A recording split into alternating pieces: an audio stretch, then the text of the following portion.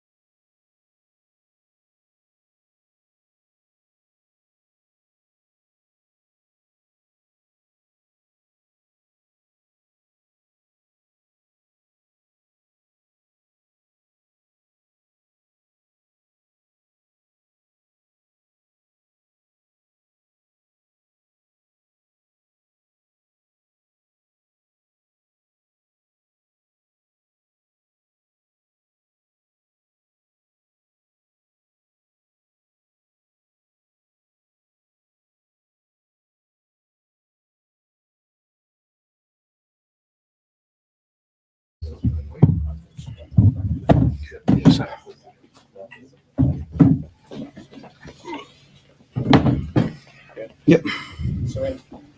Trina Winter's balance board. So, Coach, what's the balance of like not wanting to overwhelm yourselves with the standings, but at the same time, you guys being fifth, Miami being sixth, that kind of being the fun of it, the chase of it, so to speak? I think moments like this, it's important to be aware of it because, again, we talk about all the time having empathy for our opponents and understanding what their mind frame may be. Um, so anytime, a team is in position where they're chasing you with an opportunity to catch you, there is a different mindset, especially from a team as proven as that one that's across the locker room from us. The Heat have, that toughness, that grit, that competitiveness, that teams strive for. And whenever they're in that position, it's going to mean that much more to them and they're going to go out and try to get it done. You know, Miami has obviously proven themselves in the past. They're struggling from three this season, but you look at what they did last season, them having the best 3-point percentage in the regular season. How much do you take like what you know from last season into account since the roster hasn't changed? Yeah, I mean, you know what guys are capable of, and those guys over there are capable of making shots. So you have to treat them with the same level of respect. But you do have to take into account what's happening now. You can't disrespect guys, but you understand that you still got to protect your paint, right? You got to defend that group without fouling them. You understand, where Jimmy likes to get his shots, where Bam likes to get his shots. Like those guys are in the paint.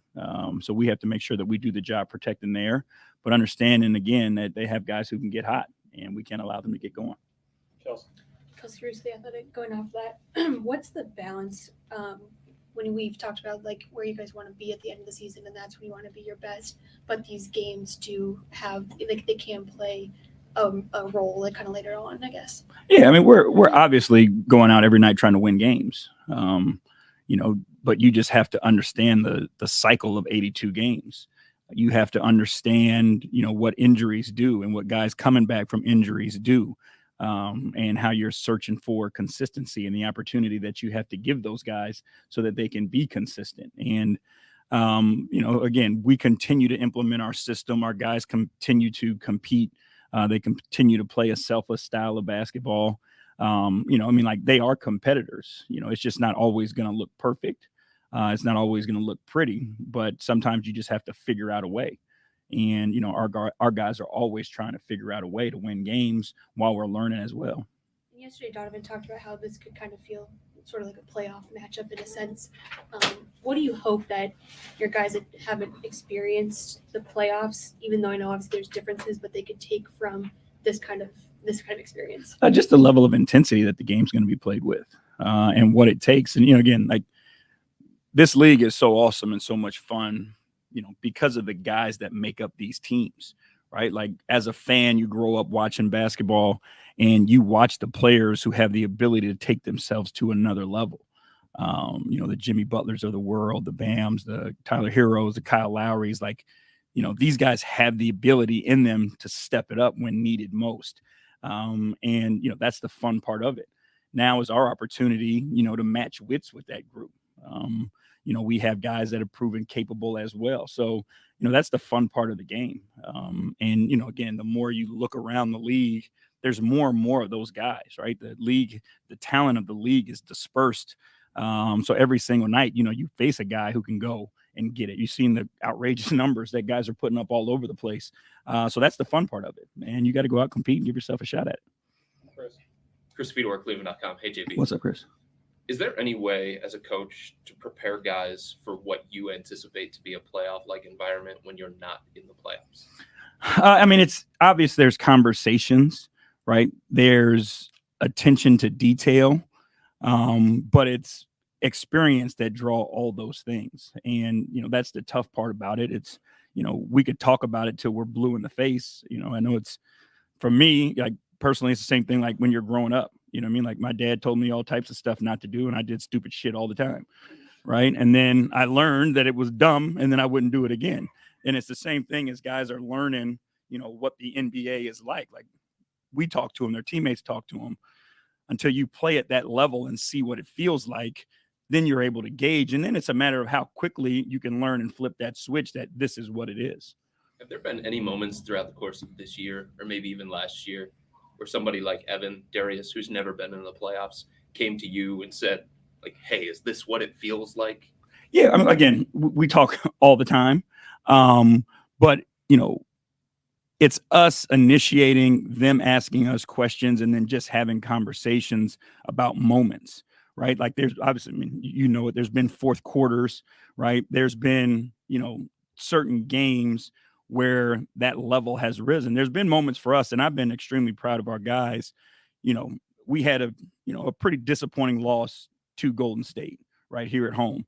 And then our guys since that point, have figured out, in those moments, how to raise their level to make sure that doesn't happen again. To go out and play the way we did against the Clippers. Obviously, they were still down, but they've got NBA players over there. They've got pros. But defensively, I thought we were phenomenal, to start that game. So I think our guys have seen, and gradually started to figure out, this is where we have to go in these moments. Now you hope there's the carryover and you start to do it every night. And then when you need to go here, you got that extra place to go as well. Thank you. John. What's up, John?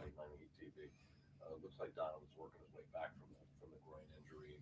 And it's the last game looked like it was a little limited. Do you have him under some sort of or are you keeping an eye on him? We'll keep an eye on it. That game, obviously, the score kind of dictated. We would love to keep him over 30, just to give him an opportunity to get that burn, but still being mindful of how many minutes he's playing. And again, it just didn't seem to make sense with the score, what it was, to keep him out there and put him in any harm's way. Eric Reed, ETV. Coach, great start and a little uneven, recently, but where do you want to see your team go between now and the start of the playoffs to be as ready as you want them to be for that time? Again, it's the hunt for consistency. This past month has been a difficult month, as far as games played, opponents played, but our thing is to find that consistency. And again, we've seen flashes of how good we can be. We've seen flashes of how we can control moments. And now it's just a matter of how long can you sustain it? Nobody plays a perfect game. I've never seen a team play a perfect 48. But can you get to 40 minutes where you play at your best? And then, you work yourself up because, playoff basketball comes down to every single possession, and every possession matters. So you have to prepare yourself for that. So that's what our aim is, and that's what we're working towards. The scenery of Miami's kind of has changed a couple times over the years, but they're always up and around competence or even contention sometimes. What's the secret sauce over there? How do they sustain that success? I mean, it's consistency. It's consistency in their approach. It starts with, Pat Riley. It starts with Spo. They've been there forever, and, they haven't wavered in the type of people that they want there. They haven't wavered in the qualities that they believe it takes to win, no matter who's been there. They have a philosophy. They're flexible enough to change with the times and keep people wanting to be a part of it. But, they have their core values that they believe in. And then they do a great job of acquiring talent, but finding talent in the cracks. Their best players aren't always number one picks. They've been able to work, free agency, G League, later draft picks, and turn it into talent because their player development staff is so good. So I think that's the way they've been able to sustain it, no matter who's been over there or no matter what players they've had, is they've been able to do it that way. Jeff Chadell, News Young. JB, I want to do a story on your training staff. I don't talk enough about those guys, but they get your guys going. So what do you have to say about what they've done for your team? I mean, they're the first people that our guys see every day. So beyond the medical part of it, when they come into the building, those are the first conversations that our guys have.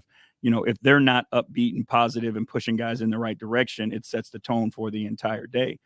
So we depend on them heavily, to set that positive tone and bring energy and keep guys, upbeat. They often have to see guys in their worst moments, right? They see guys when they're hurt, when they're frustrated, and still they have to carry that emotion and get that out of them and turn them into a positive way because, you have to be positive in your rehab in order to get the results that you want to get out of it. They help us maintain, guys on the floor, the conversations that we have with them, the data they give us, the information they give us, what we do on off days, guys' minutes during games and those types of things. We're very fortunate to have the crew that we have. They've got great relationships with the guys. There has to be a level of trust there.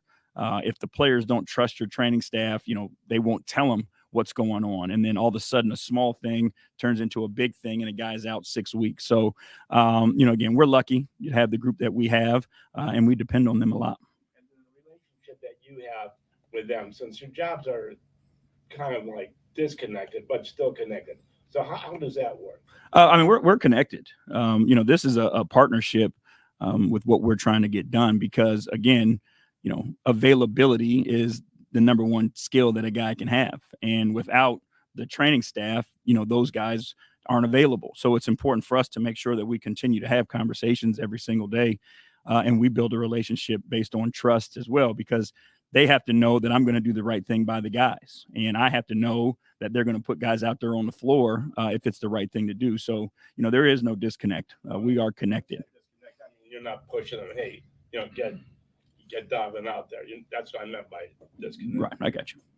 All good. Hey, JB. Nate Alk from that can Beacon Journal. With Evan Mobley selected to the Rising Stars again, just what are you most encouraged about in terms of his development from year one to where he is now in year two? Yeah, it's funny, like, because the bar was set so high for Evan because of the year that he had as a rookie and the impact that he had on winning so young. That I think people, underestimate or don't appreciate all the things that he's accomplished this year.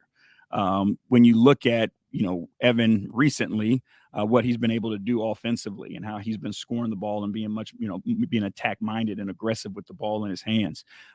His scoring has increased, the way he rebounds and pushes the ball, the different things he's been able to do defensively for us. There are very few guys, and you can go back in history and see, Evan could one night have 0 points and be the most impactful player on the floor for us. That's the type of player that he is. He's such an unselfish team first winner that he's going to make the right basketball play every single time. So if teams rotate to him and trap him, like he's just going to make the easy pass and get his teammate a wide open shot. People don't appreciate that all the time. But that's who Evan is because he just wants to help his team win. And it's that simple. Tim Alcorn, Cavs Audioverse. JB, it appears as though finally you've got the roster together that you thought you would have coming out of preseason and training camp with Ricky coming back, obviously, when he did. But now that roster is somewhat assembled as you envisioned it, what were your expectations and what are now your expectations with the roster that you thought you were going to have? We believe we had a good basketball team. Again, starting from the beginning of the year till now, it was going to take time. And, there's no way to rush building a team. When you add different pieces or you're missing different pieces, whatever it may be, like they have to go through a certain amount of things in order to become the best team that they possibly can. And then you go through the season where you have guys who are injured or out and you don't get the opportunity to look at those things. But again, we still believe we have a good basketball team. And when we're healthy, obviously we're a better basketball team. Defensively, I think we can be even better. Offensively, I think we can be even more versatile. So it's going to, again, give our guys a consistent opportunity to play minutes together and share the floor together. And I think we're just going to continue to get better. You mentioned on Sunday before the game that there's going to be bumps in the road. There's going to be some rough points. But at what point do you want that to smooth out and say, this is what we have, this is what we're going to take into the stretch run? Yeah, again, I think we know what we have. The question, again, becomes, when you're facing your opponents, the different things that they're going to show you and that you're going to face. And then you have to be able to work through those things together in order to figure it out. Teams play, are they a switching team? Are they a drop team? Are they a top lock team? Are they a zone team? Like all these different things happen throughout the year. And you have to be able to, with your teammates, figure that stuff out on the fly, as the game is kind of happening. And then the next time you see it, you know exactly what to do. So, again, we'll keep learning. And that's our players' job. And our job is to keep teaching. This isn't a one-year project for us, right? Like this is something we're planning on building, in the future and a long ways out. And guys will continue to learn and continue to get better. No wrap, Coach, guys. Thank you. Thank you. guys. Oh, shit.